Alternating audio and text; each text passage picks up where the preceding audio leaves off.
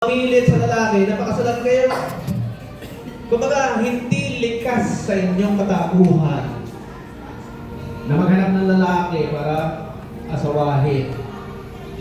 Ikaw ang naging desisyon. Pagkatapos kang ligawan. Di ba? Liligawan ka. Kaya pag naligawan ka, kailangan tayo kang maganda. Di ba, no? Para mapansin ng lalaki, anong gagawin? Laging maganda. Laging attractive. Kasi naghihintay na naman kayo, di ba? Yes. O kaya pag hindi ka attractive, walang lalaki. Nga. Okay po?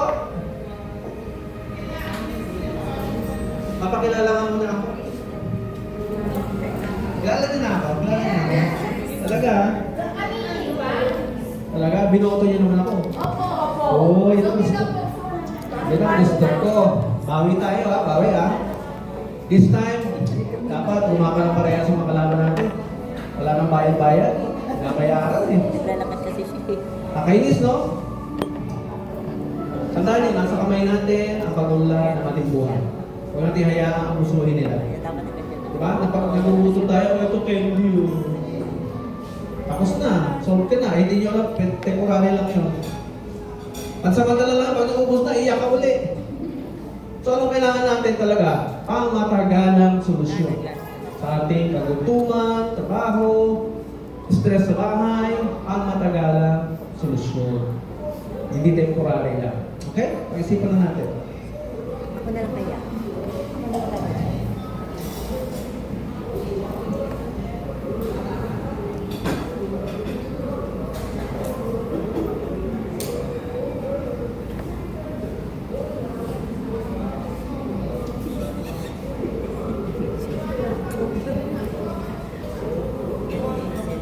So, malinaw na, ha?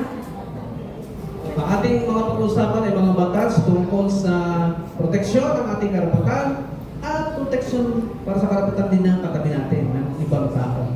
Ha? Para hindi na natin i-stressin ang bawat isa. Kaya nga kung buong barangay sana atin dito, ang ganda nito. Magiging maganda yung ating komunidad. Peace. May peace of mind ka na, ay hindi na ako i-stress sa kapitbahay ko kasi nasa 7% of the base. Diba? Kaya nga. Di ba, no? At saka, ang gender sensitivity ay na-invento because maraming violators.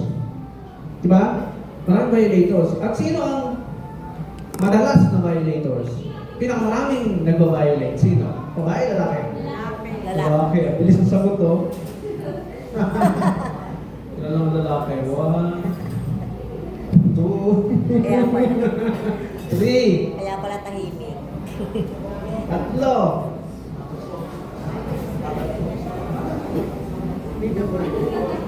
Apat pala.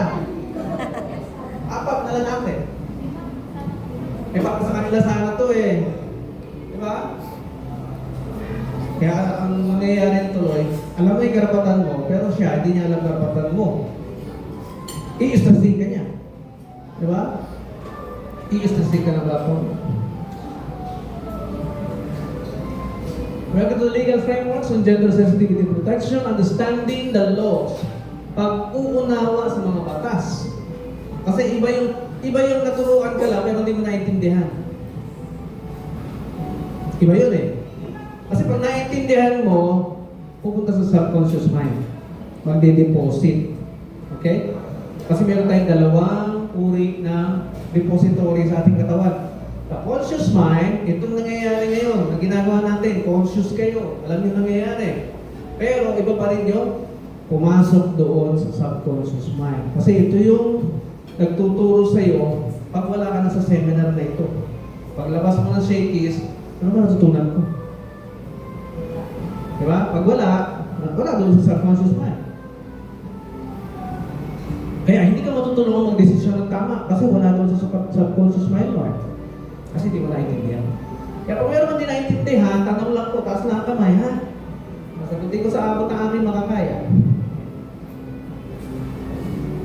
Ako po ay founder and managing director ng BCIDP Law Group.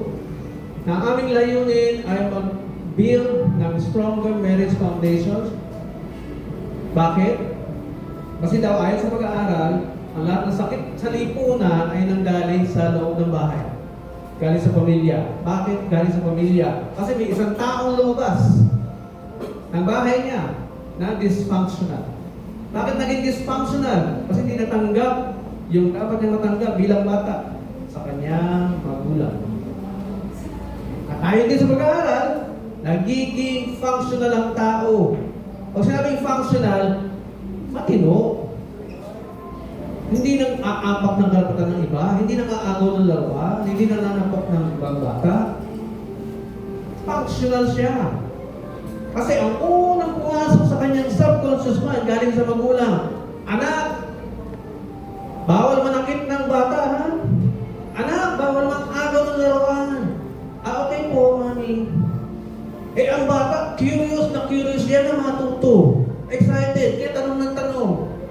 Diba? Kapag tanong ng tanong yung bata, hindi mo sinagot ng tama, confused ang bata. Saan siya kukuha ng sagot? Sa TV, sa internet, sa Facebook. Google. Patay tayo doon. In that case, required tayong mga magulang. Lahat tayo, required. Sa ayon sa gusto natin, na matuto ng tama. Para maipasa natin din sa mga bata yung tama. Kapag wala kang tamang naintindihan, gawa ka anak mo. Bawa naman. Tuturuan niya ng iba. Kaya yung eskwelahan, tuturuan mo manood ng pornographic ang anak mo. Yung eskwelahan din mismo, kasi nandun sa textbooks, tuturuan yung anak mo kalikutin. Di ba meron pa kang librong na buo? Ang aking titi, ang aking bla bla bla. Balitaan niyo ba yun? Hindi. Ha? Sa murang edad, tinuturo. Paano unawain ang sex organs? Ang tanong, yun na ba yung tamang panahon para matutunan niya? Tapos bibigyan pa ng kondo? Bibigyan ng contraceptive? Sa eskwela pa mismo bibigyan? Tama ba yun? Siyempre magiging... Bakit hindi? Paliwanag. Una sa lahat, mali yun.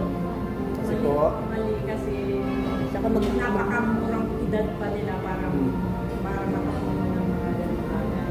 O di ba, hindi natin pinag-aralan sa school yan. And yet, ramdam natin, mali. magiging curious yung mga bata para Oo. mapapaisip sila. Bakit mo unahin matutunan ang sex? Kailangan mo ba yun sa mga panahon na yun? Bilang bata? Ano mo dapat matutunan bilang bata? Maging magalang at May takot sa may takot sa Diyos, respeto ko at marunong maghanap buhay paglaki. Matutong gumawa ng pera ng legal paglaki. Isa yun sa goal kung bakit nag-aaral tayo. Diba? Para yung magiging hanap buhay natin, hindi illegal. Hindi tayo makulong. Kaya tayo nag-aaral. Naintindihan po. Ha? May kasamang parenting yung ating session, ha?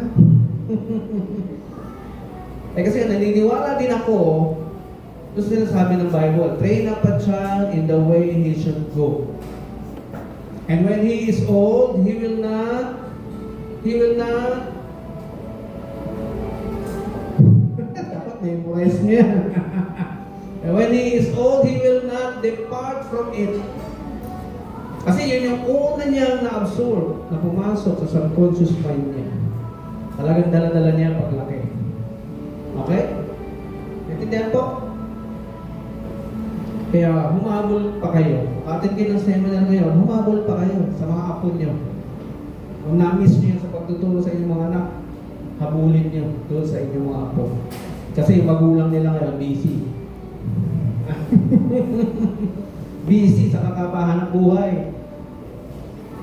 Paano magkaroon ng iPhone? Pagyabang sa iba. Kahit di pa oras, bibili iPhone, makiuso lang.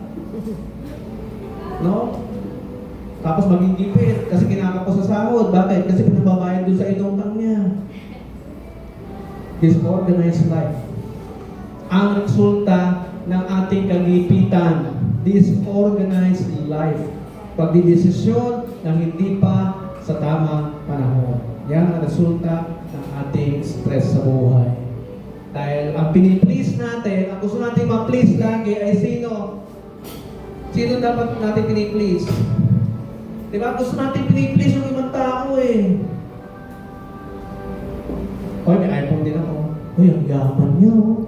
Saan niya pa yan? Uy, nag-travel kami. Ang dami pera yan. O, sa kakapayabang mo, maya-maya may mag-message sa'yo, pwede pa utang. Yayabang ka eh. Piniplease mo sila. Na dapat mong i-please ay ang sino? Sarili mo. Pag hindi mo pa kaya, huwag mong bibili. Hindi ka na makiuso. Ha? Hindi pa kasya sahod mo. Gusto mo na mamahaling gadget. For what? Para saan? Kung negosyante ka, pwede. Para bumilis ka makausap ng mga clients mo. Updated ka sa pagmamarket. Doon, pwede ba maniwala eh. Negosyante ka eh. Pero kung empleyado ka pa lang, naku, huwag kang mag-ibang. Iiyak ka lang sa pagbabayad sa credit card mo. At magre-reklamo ko, hindi mo kasi yung sahod ko. Makikisali ka sa mga nag-aalali, itaas ang sahod, itaas ang sahod. Pagkuhan yun. My goodness. Kaya isa sa mga intention din namin, kaya kami nagsaseminar ng ganito, itama ang inyong mentalidad. Itama. Kasi dito nagsisimula ang ating problema sa mentalidad.